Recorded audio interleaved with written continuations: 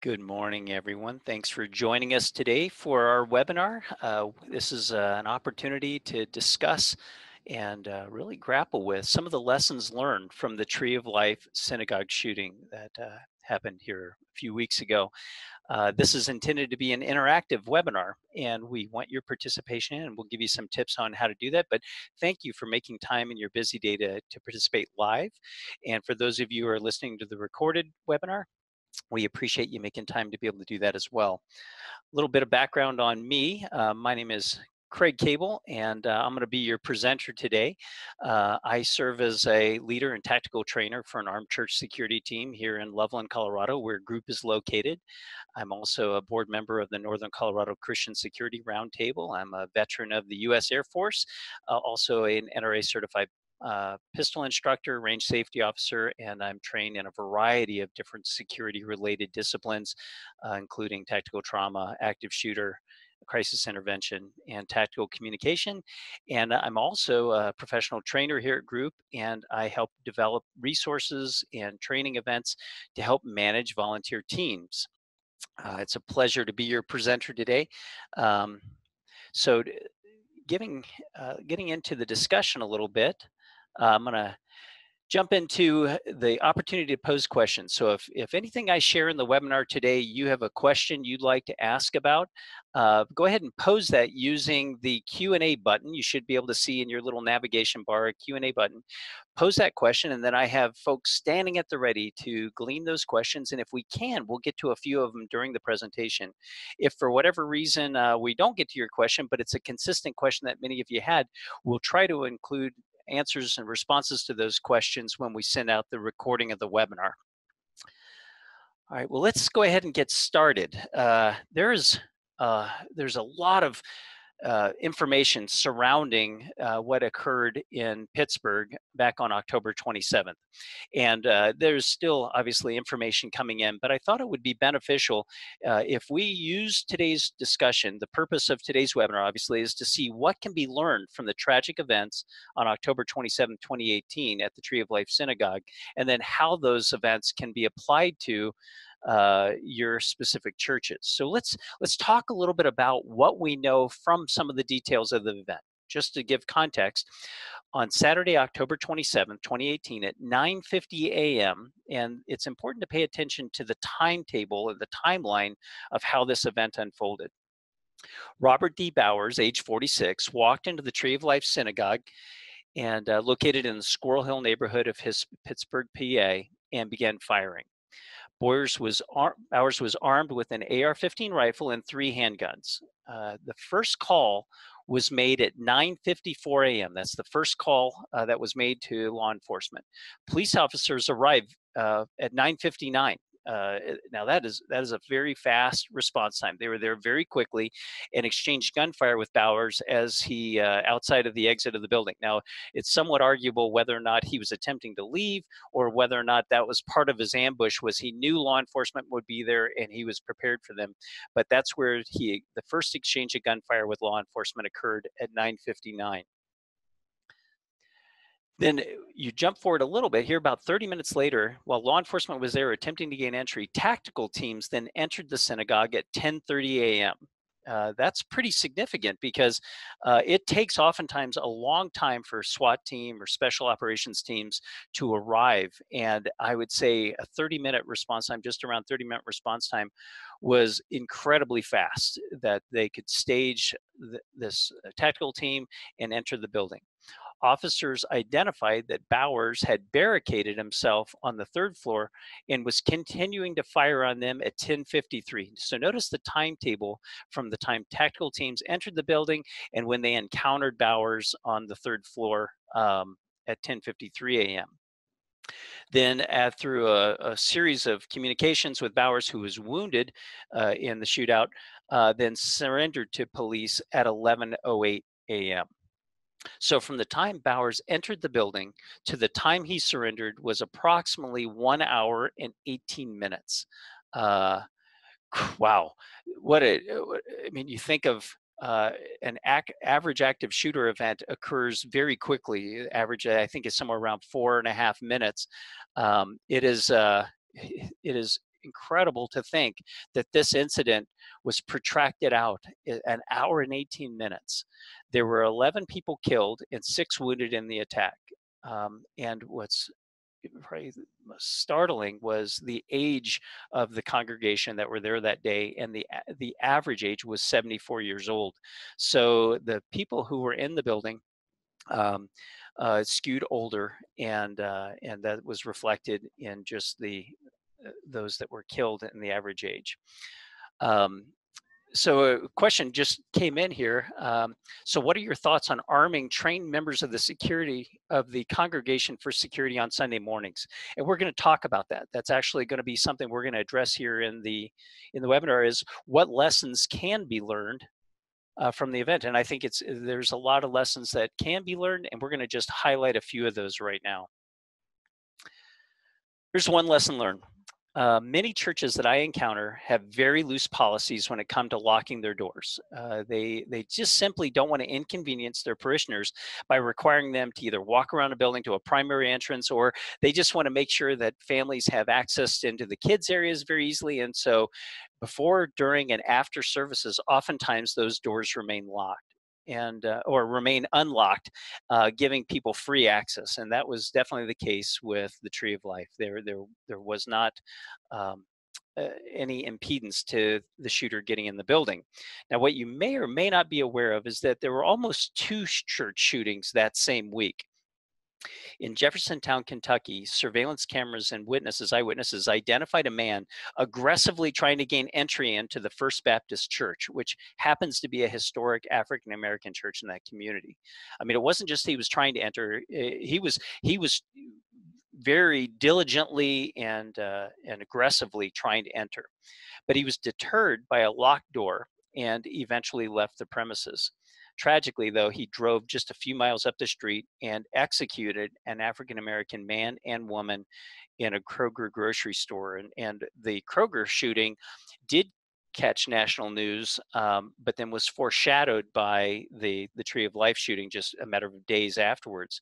But there were almost 2 church shootings that week. And I believe the policy of locking the doors after the service saved the lives of those that were still in the building in that small town in Kentucky.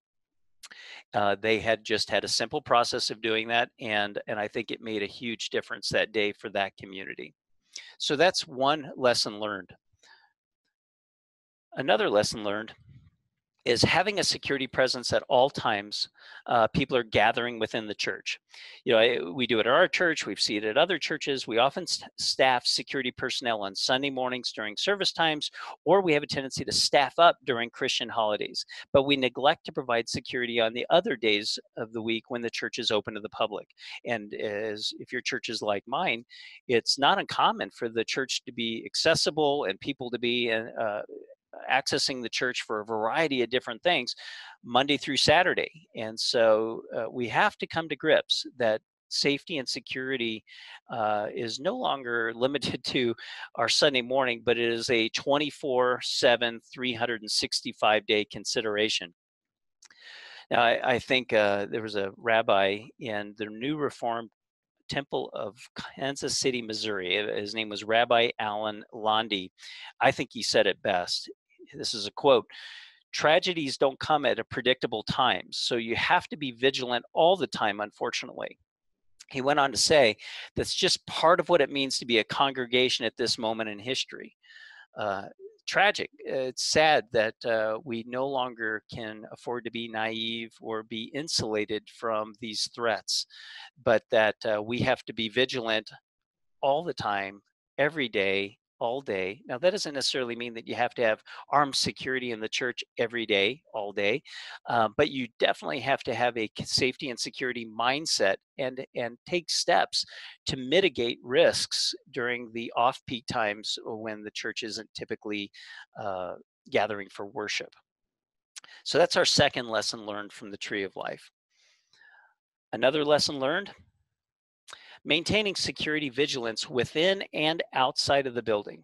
I work with a lot of different church security teams around the country, and you'd be surprised to see how many limit their security presence to just the lobby or the sanctuary. So if someone was to get in the sanctuary, there would be a security presence there, but that's it. They're limited to that. So you have to remember that Bowers walked into the church with a full-size AR-15 and 3 Glock handguns. So he wasn't exactly concealed. So could the outcome have been different if A, they had an armed security presence there that day, which they didn't, and B, if that presence was located outside of the building to prevent or at the very least to delay entry into the building, could lives have been saved?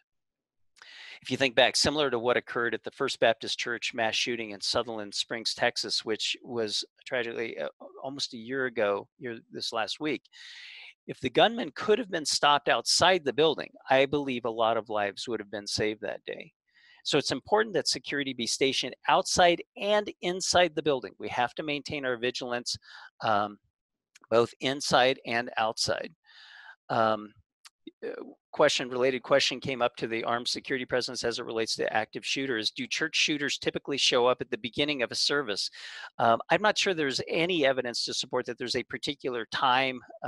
It's really, the church is a soft target. And it is perceived as a soft target because a shooter is not likely, he's not believing that he's going to be faced with any challenges or any impedance to the act that he has in mind.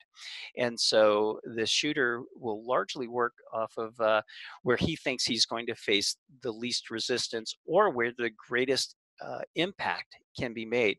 And so that could be before a service, it could be during a service while people are gathered, it could be after the service when people are leaving.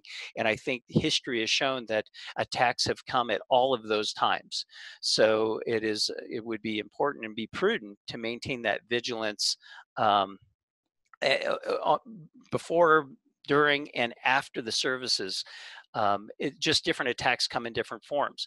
Now, oftentimes, I think evidence has shown that the lone wolf attack, just randomly selecting a church, isn't that common. They typically have some type of domestic relationship with that church or a history of someone in the church. And so it's likely not going to be someone who's just a stranger to the situation, but oftentimes that they have a connection to someone there, or they have a concern about what that church stands for. And I think that was the case of the African American church. I believe they are suspecting that race was a strong motivator in the Kentucky shooting, and obviously. Anti-Semitic views was definitely the driving motivator for the synagogue shooting. But it's important that vigilance be maintained all the time. Another lesson learned was having cameras in place to monitor threats and potential victims. Bowers had free range to roam the building, and he did throughout the shooting. And once again, it was a protracted event. So bodies were found actually in 3 different locations throughout the synagogue. So it's one thing to have security cameras, and I run into many churches that do. It's another to make sure that those cameras have a live feed that can be accessed outside of the building, either by law enforcement where they could tap into that, or at the very least where security personnel can monitor it and translate what's happening to law enforcement. Having access with cameras and visibility into the space may have helped law enforcement not only track the movements of the shooter, but it also may have provided some insights into the location where people were hiding and potentially where some of the shooting victims were were dying actually. So cameras and having a good breadth of cameras with the capabilities of being able to broadcast live stream to a device is important. Another lesson learned was being prepared to respond to a mass casualty medical emergency. I can guarantee you that church did not think they were going to run into a mass casualty event. No church does. But how prepared is your security and medical team for a mass casualty medical emergency? For me personally, I carry 2 tourniquets on me at all times, every Sunday, and I wear a variety of items, my belt, my socks, things that can be used as an improvised tourniquet. And according to some medical experts who have debriefed the shooting at the Tree of Life, they believe there were at least 3 lives that were saved that day through the use of tourniquets. In fact, a tourniquet had been applied to one of the law enforcement members who was injured responding to the crisis. So tourniquets make a huge difference, and we have found not only in combat but in these mass casualty events that it makes a huge difference in saving lives. Someone will bleed to death in approximately 3 minutes, and so the ability to stop the blood loss and sustain them for the 3 minutes will make a difference. And it's just holding them over until they get a higher level of care. Now, go back to the timetable we had talked about in the beginning of how long that shooting event happened. Think of how long they would have had to triage these people who were injured from gunshot wounds, and it made a huge difference. That was also a huge difference, and that was a difficult learning at Columbine, was the loss of lives as just a result of bleeding to death. And so what we recommend, and I recommend this fully, and we do it in our church, is not only do we carry on person tourniquets, but I recommend that churches station portable trauma kits. And those trauma kits could include blood clotting agents, bandages, tourniquets, compression bandages, things that you would need for a mass casualty, mass bleeding event. And we locate those items, those kits, throughout the building where people typically congregate. The thought being is that if we have a situation and we're all holding up in one area, we could at least care for the people who are caught in that area. Or if we need to respond to another part of the building and deliver first aid, we have a portable kit that allows us to be able to do that. So we have them strategically stationed within our church so that we can get to them. Both medical people and our security people are trained to use those items. So that was another difficult lesson learned. Here's my last one. Provide opportunities for law enforcement to train and familiarize themselves with your space. Uh, this is huge. I encourage you to develop a good rapport with your local law enforcement, fire, and medical first responders. Have them in your building. Have them walk your building, or better yet, if they're open to it and you have the ability to do this, have them train in your building. We have invited law enforcement in our building. They've trained in our space. Boy, their familiarity with your space will help them not only respond more quickly and decisively, but it will speeden up their ability to be able to evacuate, knowing where they can access the building and where areas that are pinch points that they need to be able to control. And they'll only know that through an advanced understanding of your space. Now, some churches will say, well, we provided a floor plan to our local law enforcement, that suffices.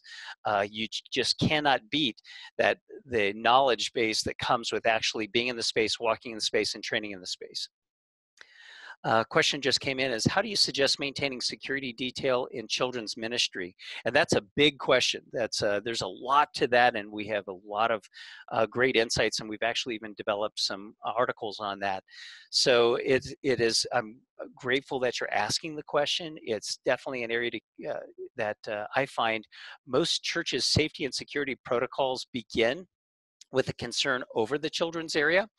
And so, in fact, most processes are really driven by keeping our kids safe. And so, in the link to the webinar, we'll furnish you with some links to areas where you can learn more about some of our approaches to safety and security in the children's ministry area.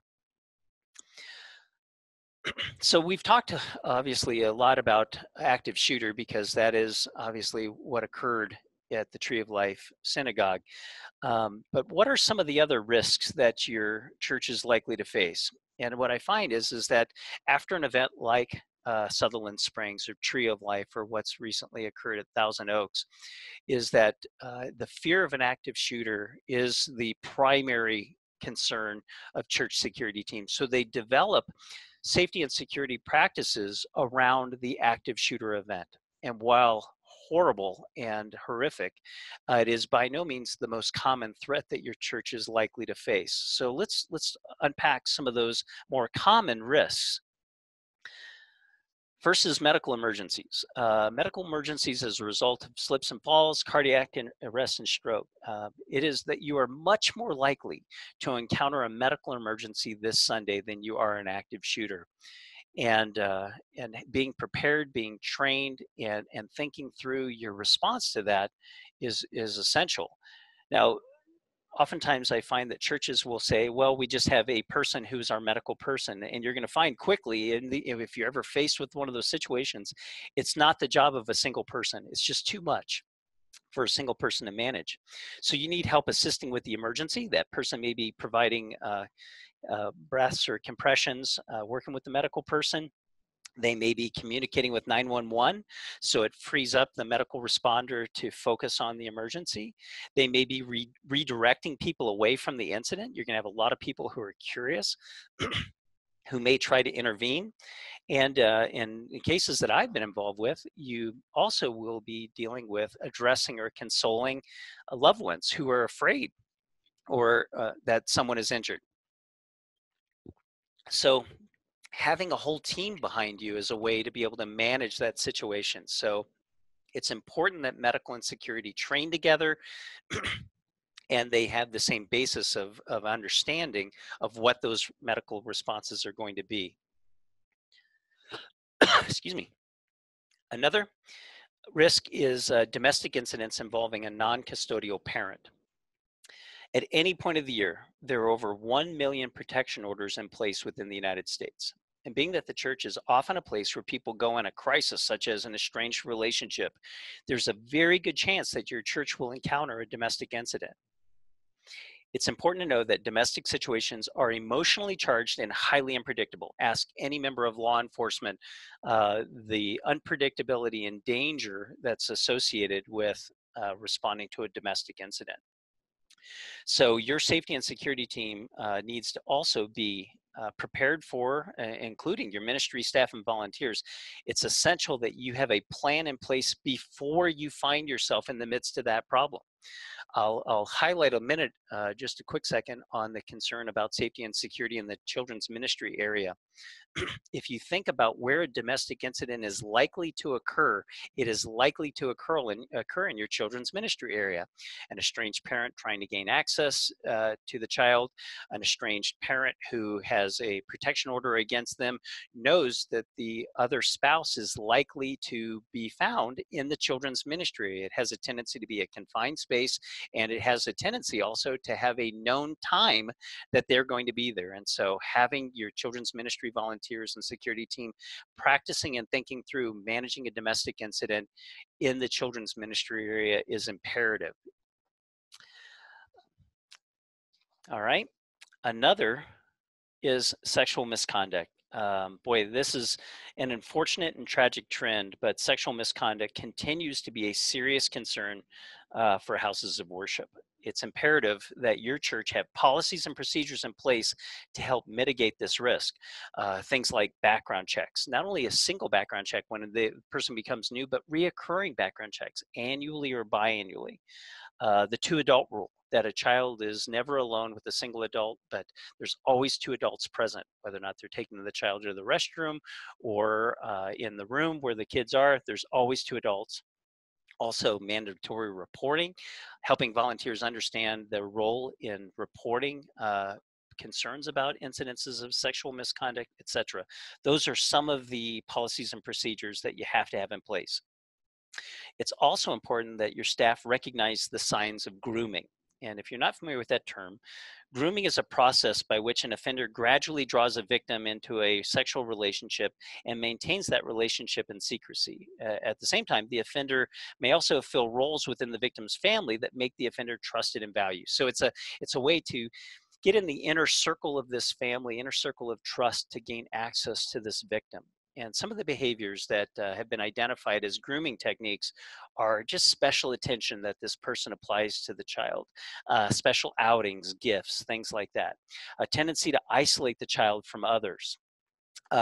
Filling the child's unmet needs. Those needs could be just attention. It could be that they're taking them places that they wouldn't have otherwise been able to go. I see this often. You hear more of it in youth ministry than children's ministry, but it's something to keep an eye out. Filling needs and roles within the family. Think of the church members who are single parents, and while the mom would love to have a positive influence of a male role model in her child's life, you have to be very careful not to allow access into that child's life with someone who potentially would be a sex offender.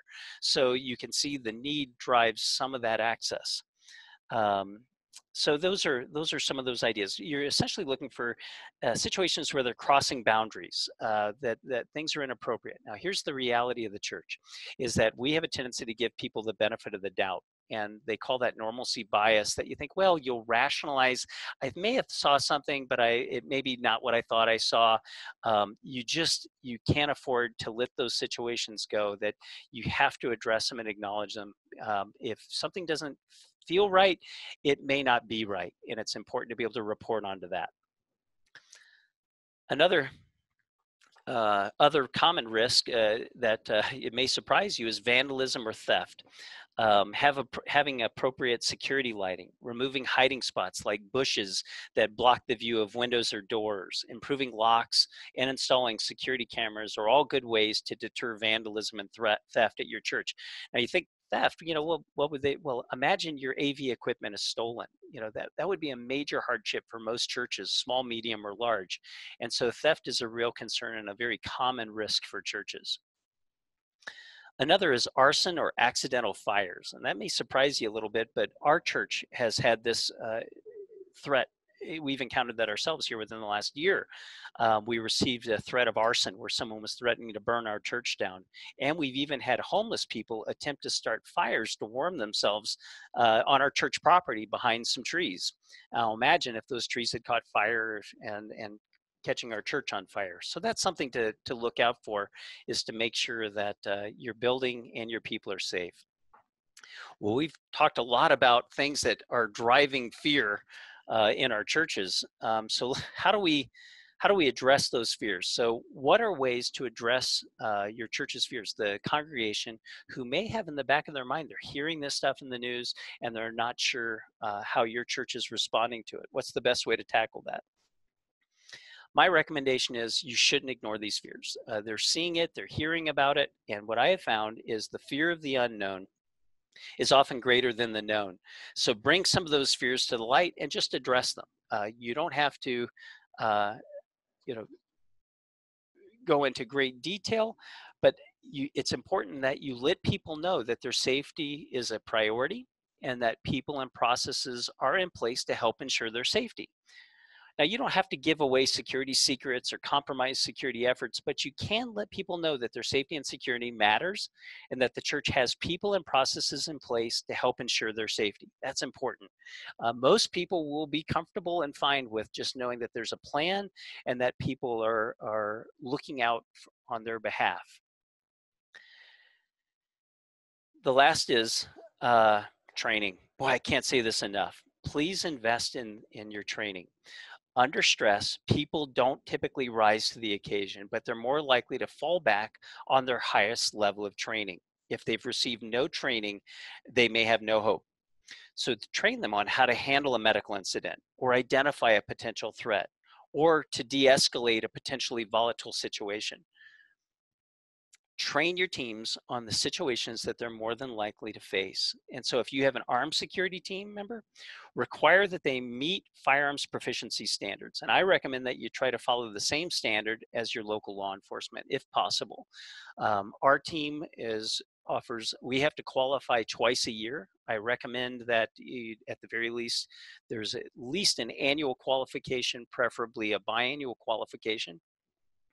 And I also recommend that qualification be managed or handled or overseen by someone who is an NRA certified instructor, independent of your security team. That way, if for whatever reason your team member is involved in an incident, you have the ability to rely back on the training and expertise of the firearms trainer who can testify on behalf of the team that this was the training they received and that you met the standard. So once again, it is beyond reproach.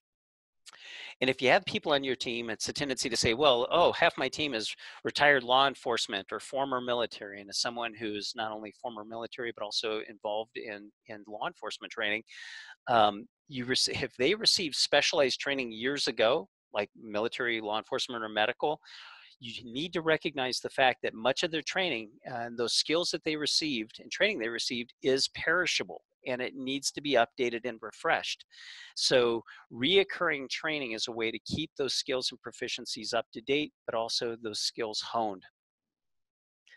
Well, we've talked a little bit about training, and to help get your teams trained, I want to make sure you're aware of what a lot of what I shared on today's webinar is addressed in a new resource that group developed and released in, back in early August, and it's called the Safe and Secure Church, the Ministry Approach Training Kit.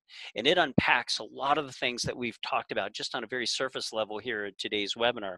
So whether your team is just getting started, or you have an existing developed team and you're just ready to take it to the next level, this kit is a worthwhile investment for you. And you can see what's in the kit, learn more about it by going to group.com/security. We also offer training experience. And so it's a full day regional training opportunities that we put on for your security teams and staff. And I love when we see staff there too, because it gives them a great perspective on what we're training on.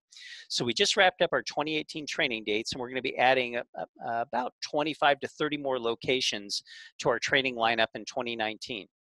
So to learn more about the training and see as we begin to post these new locations, you can visit group.com/security training to learn more about what our training offers. And if you don't see your city there and you would be interested in bringing a training to your community, by all means reach out to us, and we would love to entertain the possibility of bringing our security training to your town. Well, thank you. We were trying to keep this to 30 minutes. I think we were pretty successful. We wanted this to be a fast and informative webinar, and I think we were successful in that. So thank you for joining us here today. We appreciate it. Look for a link to the recorded webinar if you want to share this webinar with someone else or maybe other members of your security team. You'll have a link to do that. I'll include links to the kit and the training. And then if there were some questions that were posed that we weren't able to get to, I'll do my best to try to respond to those in that email as well. Well, thank you all for what you do to help keep our churches safe and secure. And once again, we appreciate your time today, and we hope that this webinar was beneficial. And we plan on creating more webinars such as this in the new year. And so stay informed, and we'll try to keep you up to date on when those are available, and we'll unpack a variety of topics in the new year. So thank you for all that you do for ministry, and take care, and God bless.